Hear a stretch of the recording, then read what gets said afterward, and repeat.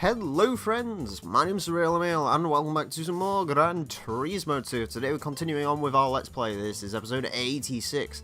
Now in the last episode we completed all of the endurance races finally, and that of course means we can head on to something else. There you go, just thought I'd show off the endurance races. All of them have a silver trophy. So we now head into the last section of the game we've got left to complete, that is the Gran Turismo League. Now usually people would start with the Nationals, then the Internationals, and then finally the World Championships. However, we're going to start in a slightly different place today. Instead, we are going to start here, in the Event Synthesizer. So the Event Synthesizer is something you unlock after acquiring your S license, and essentially what the Event Synthesizer is, as you can see, there is Easy, Normal, Hard, and Expert. And what the Event Synthesizer does is it generates a event, depending on the car that you've got, and then you can essentially race in that event, and as it says, you can hone your skills and whatnot. You do have to complete each of these once to get 100%, so that's what we are doing today, and indeed over the next couple of episodes. So I figured for this first episode, because it is a quote-unquote easy race, I don't actually know if those refer to the difficulty ratings or not, we are going to go ahead and buy this Fiat Punto, because it's a hot hatch, and hot hatches are known for being kind of easy, so yeah, let's buy this. Yeah, so as you can see, there's the car bought. Gonna do a few quick upgrades to this thing because, as I've found out through a few tests of this and one where the recording broke, upgrading the vehicle a little bit does seem to help. Because while it says it generates opponents for your vehicle, it appears it kind of selects from a select pool of vehicles.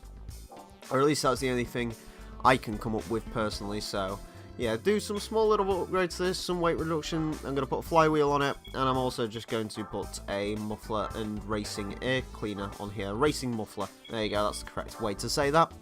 Alright, let's get straight into this. Let's head... no, we don't want that. I always end up selecting the wrong bloody thing, I don't know why. So there we go, skip across there, and to the easy event generator. Now, it takes about 30 seconds to generate the event, so of course I will just cut back when we are in the event. Okay, we have headed to Autumn Ring, and judging by the competition around me, there was no real need to upgrade the vehicle. I haven't had this easier competition since I've started this, but there you go. There is a Volkswagen Lupo, a Mini Cooper, is that a Starlet Galanza?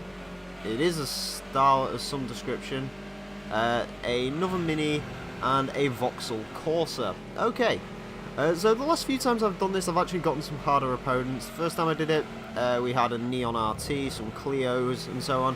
And then the other time, I had a BMW 323 Ci to deal with, so yeah, apparently it's decided to give us slightly easier opponents this time, as the Corsa is sinking into me. So the Punto is one of those vehicles that I've wanted to use for quite a while in this LP. I was going to originally use it for the compact small cars, but I ended up going with the Tommy Kyra Stage 2 M13, which was a huge mistake because that vehicle was awful. I should have really gone with the Punto in hindsight, but there you go. So I've decided to just use the Punto now. As I've said before with GT2, my sort of plan with this LP is to use a bunch of cars which you don't really just see in any modern racing games. And that really is the focus of this LP, and that's what I'm trying to do. I don't think the Punto, at least the first generation Punto anyway, doesn't really appear in any other racing games I can think of, so that's why we are using it today, unless of course there was some form of Fiat racing at some point, but I don't think there was because I've never heard of it. Anyways, we can apparently outdrag the Mini, as we should be able to. Hopefully my microphone and everything sounds okay in this episode for you guys. For whatever reason, I've been having real issues with my microphone, and in fact, to be honest with you, recording GT2 today. I tried recording it a minute ago, and for some strange reason, the in-game music was actually going at a lot slower tempo than it really should do, so I honestly thought something had balked with my GT2, but apparently just an Elgato issue. Another Elgato issue, which is decided to do for today, is not make my microphone as loud as it should be, so I've boosted the volume up on my microphone. It's about at the level that I used for, well, to be fair, my microphone was at just 50. No, you know, bollocks, cock, this has the same issue that bloody M13 did. It's really understeery if you try and take too much speed. That's also, by the way, I'm driving this on D-pad because I'm an idiot and I keep forgetting to turn the analog sticks on. I really wish, and someone, can you please tell me this in the comments, if you could default the PS3 to just use analog sticks, can someone tell me how, because I really need to know, because I'm sick and tired of trying to, you know, turning the analog sticks back on.